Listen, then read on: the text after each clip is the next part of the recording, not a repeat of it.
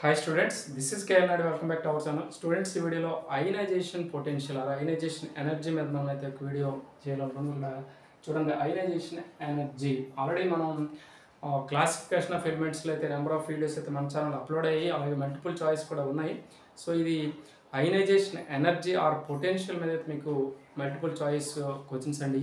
ఇక్కడ మీకు రాసిన చూడండి, ఎంసీక్యూస్, జేఈ, నీట్, ఎంసెట్ మీకు దేనికైనా ఇవి హెల్ప్ అవుతాయి. ఈ మోడల్స్ అయితే మీకు ఖచ్చితంగా హెల్ప్ అవుతాయి. ఆల్రెడీ టాపిక్ అయితే మన ఛానల్లో ఉంది, బట్ మీకు టాపిక్ కూడా జస్ట్ లైట్గా చెప్తాను, ఓకేనా. ఇన్ కేస్ మీకు ఎవరికైనా ఆఫ్లైన్ క్లాసెస్ కానీ కావాలనుకుంటే ఇది ఓన్లీ విజయనగరం సిటీ స్టూడెంట్స్ ఎవరైనా ఉంటే కాల్ చేయండి, అవుట్ ఆఫ్ అయితే అవ్వదు, ఓకేనా. సో ఖచ్చితంగా ఈ వీడియోకి ఒక లైక్ కూడా మర్చిపోవద్దు. వీటిని కానీ మీరు ఫాలో అయితే మ్యాక్సిమం, ఓకేనా, ఈ మోడల్స్లో వచ్చే మీరు ఏ మల్టిపుల్ చాయిస్ క్వశ్చన్ అయినా ఈజీగా అటెంప్ట్ చేయొచ్చు, ఓకేనా. మనం స్టార్ట్ చేద్దాం. ఓకే, జనరల్గా అయనైజేషన్ ఎనర్జీ అంటే ఏంటో చూద్దాం. అంటే జస్ట్ ఒక 1 minute దాని గురించి చెప్పేసి మీకు ఇక్కడ క్లాస్ స్టార్ట్ చేద్దాం, ఓకేనా. జనరల్గా అయనైజేషన్ ఎనర్జీ అంటే ఏంటి? ఇప్పుడు సింపుల్గా ఒక గ్యాస్ ఫేజ్లో ఉండే యాటమ్ నుంచి ఒక ఎలక్ట్రాన్ని రిమూవ్ చేయడానికి మనం ఇచ్చే అయనైజేషన్ పొటెన్షియలే అయనైజేషన్ ఎనర్జీ, ఓకేనా. ఫస్ట్ ఎలక్ట్రాన్ని రిమూవ్ చేయడానికి ఇచ్చేదాన్ని IP1 అంటాం, అలాగే సెకండ్ ఎలక్ట్రాన్ని రిమూవ్ చేయడానికి వాడుకునేదాన్ని IP2 అంటాం, అలాగే థర్డ్ ఎలక్ట్రాన్ని రిమూవ్ చేయడానికి వాడుకునే ఎనర్జీని IP3 అంటాం, అలాగే ఫోర్త్ ఎలక్ట్రాన్ని రిమూవ్ చేయడానికి వాడుకునే ఎనర్జీని IP4 అంటాం. సో జనరల్గా వీటిలో మీకు ఆర్డర్స్ కానీ కావాలనుకుంటే ఎలా ఉంటుంది? IP1 is less than, IP2 is less than, IP3 is less than, IP4 and so on. అంటే ఇప్పుడు మీకు ఏ ఎలిమెంట్ నుంచి మనం ఎలక్ట్రాన్స్ రిమూవ్ చేసినా ఫస్ట్ ఎలక్ట్రాన్ కంటే సెకండ్ ఎలక్ట్రాన్ రిమూవ్ చేయడానికి ఒకవేళ more energy is needed because of number of protons are greater than electrons. Electrons కంటే ప్రోటాన్ నెంబర్ ఎక్కువ అవుతూ ఉంటే ఆటోమేటిక్గా nuclear force of attraction increase అయిపోతుంది, సో అవుటర్ మోస్ట్ ఎలక్ట్రాన్స్ పైన. సో మనం ఎలక్ట్రాన్స్ రిమూవ్ చేయాలంటే ఇంకా ఎనర్జీ ఎక్కువ కావాల్సి వస్తుంది, అందుకే ఓకేనా ఈ ఆర్డర్ అయితే మనం ఫాలో అవ్వాల్సి ఉంటుంది, ఓకేనా. అలాగే నెక్స్ట్ వన్ ఏంటంటే గ్రూప్స్ పీరియడ్స్ కానీ తీసుకుంటే గ్రూప్స్లో మీకు up to down atomic radius increases. Groups up to down atomic radius increase అయితే అయనైజేషన్ ఎనర్జీ ఏమవుతుంది? డిక్రీజ్ అవుతుంది, ఓకేనా. బికాస్ ఇప్పుడు సైజ్ ఇంక్రీజ్ అయితే ఆటోమేటిక్గా అటామిక్ సైజ్ ఇంక్రీజ్ అయితే nuclear force of attraction outermost electron పై డిక్రీజ్ అయిపోతుంది కనుక మనం ఈజీగా ఈ ఎలక్ట్రాన్ని రిమూవ్ చేయొచ్చు, ఓకేనా. సో అలాగే నెక్స్ట్ ఇప్పుడు ఒక పీరియడ్ తీసుకుంటే పీరియడ్లో ఎలా ఉంటుంది? పీరియడ్ లెఫ్ట్ టు రైట్ ఏమవుతుంది? అటామిక్ రేడియస్ డిక్రీజ్ అవుతుంది. అటామిక్ రేడియస్ డిక్రీజ్ అయితే న్యూక్లియర్ ఫోర్స్ ఏమవుతుంది? ఇంక్రీజెస్. న్యూక్లియర్ ఫోర్స్ ఇంక్రీజ్ అయితే అయనైజేషన్ ఎనర్జీ ఇంక్రీజెస్, ఓకేనా. అంటే మీకు ఒక క్లారిటీ వచ్చిందా? అటామిక్ రేడియస్ డిక్రీజ్ అయితే న్యూక్లియర్ ఫోర్స్ ఇంక్రీజ్ అవుతుంది, న్యూక్లియర్ ఫోర్స్ ఇంక్రీజ్ అయితే అయనైజేషన్ ఎనర్జీ ఇంక్రీజ్ అవుతుంది. సో ఇది మీకు గ్రూప్స్లోను పీరియడ్స్లోను అయనైజేషన్ ఎనర్జీ అనేది ఎలా ఉంటుంది మీకు ఒక క్లారిటీ కోసం ఇది చెప్పుకోవచ్చు. ఇప్పుడు సపోజ్ మీకు ఒక పీరియడ్ కానీ గ్రూప్ కానీ ఏదైనా ఒక ఎలిమెంట్ ఒక పీరియడ్ తీసుకుందాం. ఇప్పుడు సపోజ్ ఒక పీరియడ్ కానీ మనం ఏదైనా తీసుకుంటే ఒక పీరియడ్లో ఉండే ఎలిమెంట్స్, ఇప్పుడు సపోజ్ ఏ పీరియడ్ తీసుకుందాం? ఒక సెకండ్ పీరియడ్ తీసుకోండి. సెకండ్ పీరియడ్లో ఎవరున్నారు? లిథియం, సోడియం, థర్డ్ పీరియడ్ తీసుకోండి. థర్డ్ పీరియడ్లో ఎవరున్నారు? సోడియం, ఓకేనా, మెగ్నీషియం, అల్యూమినియం, నెక్స్ట్ సిలికాన్, ఓకేనా, next phosphorus, sulphur, next one chlorine. So ఇలా ఉన్నాయి కదా. సో వీటిలో ఇప్పుడు జనరల్గా వీటి యొక్క అయనైజేషన్ ఎనర్జీ ఆర్డర్ అడుగుతాడు. ఆర్డర్ అడిగేటప్పుడు జనరల్గా మనకి in period left to right ఏమవుతుంది? అయనైజేషన్ ఎనర్జీ ఇంక్రీజెస్ అని ఎలా పెట్టేసుకుంటాం? సోడియం కంటే మెగ్నీషియంకి ఎక్కువ, మెగ్నీషియం కంటే అల్యూమినియంకి ఎక్కువ అని ఎలా పెట్టేసుకుంటాం. బట్ ఇది కరెక్ట్ కాదు. బేస్డ్ ఆన్ ఎలక్ట్రానిక్ కాన్ఫిగరేషన్ పైన కూడా డిపెండ్ అవుతుంది. అంటే హాఫ్ ఫిల్డ్ కానీ ఫుల్ ఫిల్డ్ కానీ ఉంటే ఇక్కడ చూడండి 3s1 వస్తుంది, ఇక్కడ 3s2 వస్తుంది, ఇక్కడ 3p1 వస్తుంది, ఇక్కడ 3p2 వస్తుంది, ఇక్కడ 3p3 వస్తుంది, ఇక్కడ 3p4 వస్తుంది, 3p5 వస్తుంది. అండ్ ఇందులో మీరు క్లారిటీగా అబ్జర్వ్ చేస్తే మెగ్నీషియంలో అయితే మీకు ఫుల్ ఫిల్డ్ ఆర్బిటాల్ కనిపిస్తుంది, అలాగే ఫాస్ఫరస్లో అయితే మీకు హాఫ్ ఫిల్డ్ ఆర్బిటాల్ కనిపిస్తుంది. అంటే మీకు క్లారిటీ వచ్చింది కదా చూడండి. సోడియం కంటే మెగ్నీషియం ఎనర్జీ ఎక్కువ, అలాగే అల్యూమినియం కంటే మెగ్నీషియం ఎనర్జీ ఎక్కువ. నెక్స్ట్ సిలికాన్తో కంపేర్ చేస్తే ఫాస్ఫరస్ ఎక్కువ. ఎవరికంటే సిలికాన్ కంటే ఫాస్ఫరస్ ఎక్కువ వస్తుంది, అట్ ద సేమ్ టైం ఇది కామన్. బట్ సల్ఫర్ కంటే కూడా ఫాస్ఫరస్ ఎక్కువ వస్తుంది. అంటే మీకు ఒక ఐడియా కోసం, అంటే ఫుల్ ఫిల్డ్ అయినా హాఫ్ ఫిల్డ్ అయిన ఆర్బిటాల్స్ కానీ ఉంటే వాటికి అయనైజేషన్ ఎనర్జీ ఎక్కువ ఉంటుంది అని చెప్పడానికి. ఇప్పుడు సపోజ్ ఇప్పుడు చెప్పుకున్నాం కదా, ఇక్కడ చూడండి, సోడియము, మెగ్నీషియం, అల్యూమినియం తీసుకుంటే ఎలా ఉంటుంది, మెగ్నీషియంకే హైయెస్ట్ అయనైజేషన్ ఎనర్జీ వస్తుంది. ఎవరికంటే అల్యూమినియం కంటే మెగ్నీషియంకే అయనైజేషన్ ఎనర్జీ ఎక్కువ. అలా ఎక్కడ తీసుకుంటే సల్ఫరు, ఫాస్ఫరస్ తీసుకుంటే ఫాస్ఫరస్కే అయనైజేషన్ ఎనర్జీ ఎక్కువ. ఎందుకు అంటే ఇది హాఫ్ ఫిల్డ్, ఇదేమో హాఫ్ ఫిల్డ్ కాదు, ఫుల్ ఫిల్డ్ కాదు, కనుక అయనైజేషన్ ఎనర్జీ ఎవరికి ఎక్కువ అంటే ఫాస్ఫరస్కే ఎక్కువ. అలా ఇప్పుడు సపోజ్ మనం ఆక్సిజన్, నైట్రోజన్ తీసుకున్నాం అనుకోండి. నైట్రోజన్, ఆక్సిజన్ తీసుకుంటే నైట్రోజన్లో చూడండి 2p3 ఎలక్ట్రాన్స్ ఉన్నాయి, ఇక్కడ 2p4 ఎలక్ట్రాన్స్ ఉన్నాయి. 2p3 అంటే లాస్ట్ ఎలక్ట్రాన్, లాస్ట్ ఆర్బిటల్లో ఉండే ఎలక్ట్రాన్స్, మీకు లాస్ట్ సబ్షెల్స్లో ఉండే ఎలక్ట్రాన్ మీకు ఇక్కడ చూపించాను. సబ్షెల్లో p సబ్షెల్లో 3 ఎలక్ట్రాన్స్ ఉంటాయి, ఇక్కడ p సబ్షెల్లో 4 ఎలక్ట్రాన్స్ ఉంటాయి. సో ఇక్కడ మీకు ఇది హాఫ్ ఫిల్డ్ కనుక మీకు ఏమొస్తుందంటే నైట్రోజన్లో ఎలక్ట్రాన్ అయనైజేషన్ ఎనర్జీ ఆక్సిజన్ కంటే నైట్రోజన్కే ఎక్కువ. ఓకే, మీకు క్లారిటీ వచ్చింది కదా. జనరల్గా అయితే ఎవరికి ఎక్కువ ఉండాలి, ఆక్సిజన్కే ఎక్కువ ఉండాలి, బట్ ఇక్కడ నైట్రోజన్కే ఎక్కువ వస్తుంది, ఎందుకంటే ఇందులో హాఫ్ ఫిల్డ్ కనుక. నెక్స్ట్ ఇది IP1, ఇది IP1. ఇప్పుడు IP2 తీసుకుంటే ఏమొస్తుంది, నైట్రోజన్లో ఒక ఎలక్ట్రాన్ రిమూవ్ అయితే 2p2 వస్తుంది, ఇక్కడ ఒక ఎలక్ట్రాన్ రిమూవ్ అయితే 2p3 వస్తుంది. సో ఇప్పుడు దేనికి స్టెబిలిటీ వస్తుందంటే ఆక్సిజన్ స్టెబిలిటీ వస్తుంది. అంటే IP2 అనేది ఆక్సిజన్కి ఎక్కువ వస్తుంది, IP1 అనేది నైట్రోజన్కి ఎక్కువ వస్తుంది. సో ఇలాగ ప్రతిదీ మనం ఎలక్ట్రానిక్ కాన్ఫిగరేషన్ బేస్డ్ అని కూడా మనం చెప్పుకోవచ్చు. ఓకే, జస్ట్ మీకు ఒక క్లారిటీ వస్తుంది. అలాగే ఇప్పుడు inert gas configuration, pseudo inert gas configuration తీసుకున్నాం అనుకోండి.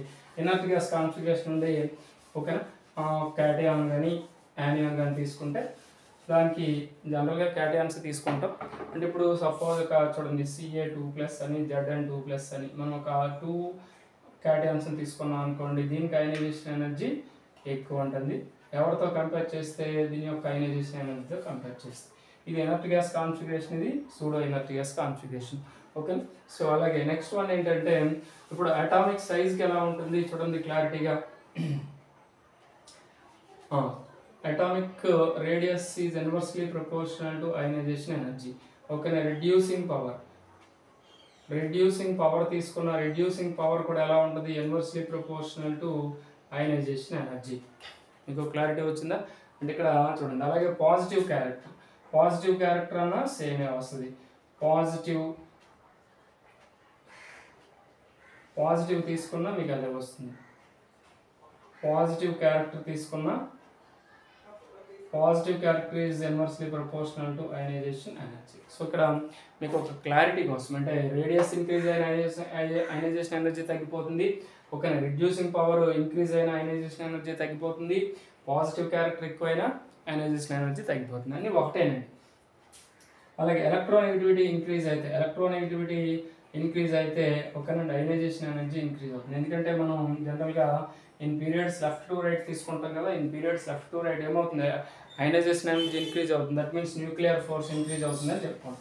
సో ఇలాగ నెంబర్ ఆఫ్ ఫ్యాక్టర్స్ అయితే ఉన్నాయి. ఇంకా ఎఫెక్టివ్ న్యూక్లియర్ ఛార్జ్ అని, సో చాలా ఇంకా టాపిక్ అయితే ఉంది. జస్ట్ మీకు కొంత అర్థం అవడం కోసం అయితే చెప్పుకోవచ్చు. ఇప్పుడు చూడండి, ఇందులో చాలా ఈజీగా చెప్పుకుందాం. The element with highest ionization energy is అన్నాడు. జనరల్గా అయనైజేషన్ ఎనర్జీ ఇన్ పీరియడ్స్ చూడండి, nitrogen, oxygen, neon, next helium. First పీరియడ్లో ఉండే ఎలిమెంట్ ఎవరు, హీలియం. ఈ 0 గ్రూప్లో కూడా ఎవరికి ఎక్కువ ఉంటుందంటే హీలియం, తర్వాత నియాన్ వస్తుంది. ఆ తర్వాత ఎవరు వస్తారు చూడండి, నెక్స్ట్ ఆ తర్వాత ఆక్సిజన్ వస్తుంది, నెక్స్ట్ ఏమో నైట్రోజన్ వస్తుంది. ముందు నైట్రోజన్ వస్తుంది, తర్వాత ఆక్సిజన్ వస్తుంది. అంటే ఇప్పుడు మీకు క్లారిటీ వచ్చింది కదా. ఇక్కడ చూడండి థర్డ్ వన్ అంటే హీలియం. 0 గ్రూప్ ఎలిమెంట్స్లో హీలియంకే హైయెస్ట్, ఇన్ పీరియాడిక్ టేబుల్లోనే హైయెస్ట్ అయనైజేషన్ ఎనర్జీ ఎవరిది అంటే హీలియంది. ఓకే, నెక్స్ట్ చూడండి, ఇది లాంగ్ ఫామ్ పీరియాడిక్ టేబుల్ లో ionization ionization potential are present in. అంటే పీరియాడిక్ టేబుల్లో లీస్ట్ అయనైజేషన్ ఎనర్జీ ఉండే ఎలిమెంట్స్ ఏవైతే అడుగుతున్నాడు అంటే లీస్ట్ ఎనర్జీ ఉండాలంటే హైయెస్ట్ రేడియస్ ఉండాలి. హైయెస్ట్ రేడియస్ పీరియాడిక్ టేబుల్లో ఎవరికి అంటే 1A గ్రూప్ ఎలిమెంట్కి. ఎందుకంటే ఫస్ట్ గ్రూప్ ఎలిమెంట్స్ కనుక in period any period left to right atomic radius decreases అని చెప్పుకుంటాం. అంటే డిక్రీజెస్ అంటే ఫస్ట్ గ్రూప్లో ఉండే ఎలిమెంట్స్కి హైయెస్ట్ అటామిక్ రేడియస్ అయితే ఉంటుంది. ఓకే, సో అదే అలాగే నెక్స్ట్ వన్ చూడండి, in third period the first ionization potential is of the order అన్నాడు. First ionization potential third period elements అడిగాడు. థర్డ్ పీరియడ్ ఎలిమెంట్స్ ఎవరెవరికి మీకు ఇచ్చాడు కదా చూడండి క్లారిటీగా, sodium, magnesium, aluminium, silicon, phosphorus. ఓకేనా, ఇది జనరల్గా ఆర్డర్. అంటే ఇప్పుడు మనం ఒక పీరియడ్ తీసుకుంటే పీరియడ్లో left to right ionisation energy increases అని చెప్పుకున్నాం. అది జనరల్గా అది తీసుకోవచ్చు. ఓకే, బట్ ఇక్కడ చూడండి సోడియం ఇక్కడ ఇదేంటిది చెప్పుకున్నాం కదా, 3s1 3s2 next 3p1 next 3p2 next 3p3. ఇక్కడ ఇది ఓకే ఇలా జనరల్గా ఇంక్రీజ్ అవుతూ ఉంటుంది కనుక ప్లస్ ఫాస్ఫరస్లో అయితే మనకి ఏమొచ్చింది, హాఫ్ ఫిల్డ్ p ఆర్బిటల్ వచ్చింది కనుక అది హైయెస్ట్, దీన్ని పక్కన పెట్టండి. ఓకే, నెక్స్ట్ వన్ ఎవరు, సిలికాన్. ఓకే, నెక్స్ట్ వన్ ఎవరు, అల్యూమినియం. ఓకే, మరి ఇప్పుడు మెగ్నీషియం, అల్యూమినియం, సోడియం తీసుకుంటే సోడియం కంటే మెగ్నీషియం ఎక్కువ, ఇది ఓకే.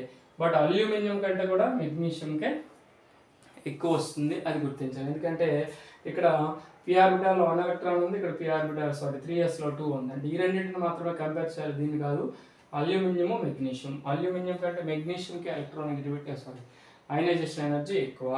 సో ఇప్పుడు మీకు క్లారిటీ వచ్చిందా? చూడండి ఇక్కడ మీకు ఏ ఆర్డర్ కనిపిస్తుంది అంటే ఇదిగోండి, sodium, aluminium is greater than magnesium. రెండింటికంటే మెగ్నీషియంకి ఎక్కువ వస్తుంది కనుక మీకు ఇక్కడ సెకండ్ ఆప్షన్ కరెక్ట్. హైయెస్ట్ ఎవరిది అంటే ఫాస్ఫరస్. ఓకే, నెక్స్ట్ వన్ చూడండి, the ionization potential values of an element are in the following order. ఓకేనా, are in the following order అన్నాడు. ఇక్కడ మీకు చూడండి క్లారిటీగా. ఓకేనా, మీరు ఆర్డర్ కానీ మీరు అబ్జర్వ్ చేస్తే IE1 is greater than IE2, less than IE2 and very much less than IE3 and less than IE4 and less than IE5 అన్నాడు. మీకు క్లారిటీ వచ్చింది కదా, ఒకసారి చూడండి. ఇక్కడ జనరల్గా అయనైజేషన్ ఎనర్జీ జంప్ అంటాం. అంటే first ionisation energy, second ionisation energy, third ionisation energy, ఇలా నెంబర్ ఆఫ్ అయనైజేషన్ ఎనర్జీస్ని మనం అబ్జర్వ్ చేస్తే సడన్గా జంప్ వస్తుంది. అంటే ఇక్కడ చూడండి IE1 IE1 కంటే IE2 కొంచెం ఎక్కువ, బట్ IE2 కంటే IE3 మాత్రం వెరీ మచ్ గ్రేటర్ దాన్, అంటే చాలా ఎక్కువ వచ్చింది. వెరీ మచ్ లెస్ దాన్ అంటాం దీన్ని. వెరీ మచ్ లెస్ దాన్ అంటే IE2 కంటే IE3కి చాలా ఎక్కువ అయనైజేషన్ అనేది ఒకేసారి ఇంక్రీజ్ అయ్యింది. అంటే దాని అర్థం ఏంటి, ఈ ఎలిమెంట్ యొక్క అవుటర్ మోస్ట్లో 2 ఎలక్ట్రాన్సే ఉన్నాయి. ఇప్పుడు సపోజ్ మనం ఏదైనా మెగ్నీషియం తీసుకున్నాం అనుకోండి, మెగ్నీషియంలో దీని యొక్క ఎలక్ట్రానిక్ కాన్ఫిగరేషన్ ఏంటి, ఏమని చెప్పుకుంటాం. ఓకేనా, 1s2 2s2 2p6 3s2. అంటే ఈ 3s2 వరకు ఎలక్ట్రాన్ ఈజీగా లాస్ అయిపోతుంది. బట్ తర్వాత థర్డ్ ఎలక్ట్రాన్ 2p6 లోపల ఉంటుంది కదా, ఈ 2p6 ఆర్బిటాల్లో ఎలక్ట్రాన్ లాస్ అవ్వడం చాలా కష్టం. అందుకే ఇది 2 ఎలక్ట్రాన్స్ ఈజీగా లాస్ అయిపోతుంది. అంటే ఇక్కడ సేమ్ మీకు ఇచ్చిన ఎలిమెంట్ కూడా ఏంటి అంటే ఆల్కలైన్ ఎర్త్ మెటల్స్. అంటే 2 ఎలక్ట్రాన్స్ ఈజీగా లాస్ అయిపోయి థర్డ్ ఎలక్ట్రాన్ లాస్ అవ్వడం డిఫికల్టీ అనమాట. అంటే అలా ఉంటుంది అన్నమాట.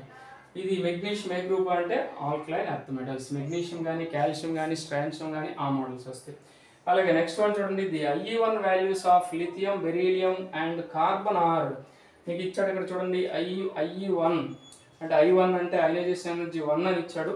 Values of lithium, beryllium and carbon are 5.4 electron volt per atom and 9.32 electron volts per atom and 11.26 electron volts per atom ఇచ్చేసాడు. ఓకే, వాడి యొక్క ఫస్ట్ అయనైజేషన్ ఎనర్జీస్ ఇచ్చాడు. బట్ అయితే వాడు ఏమన్నాడు, ది I1 ఆఫ్ బోరాన్ అన్నాడు. అంటే first ionisation energy of boron అన్నాడు. అంటే మీకు ఇప్పుడు ఈ ఎలిమెంట్స్ని ఒక ఆర్డర్లో రాసుకోండి.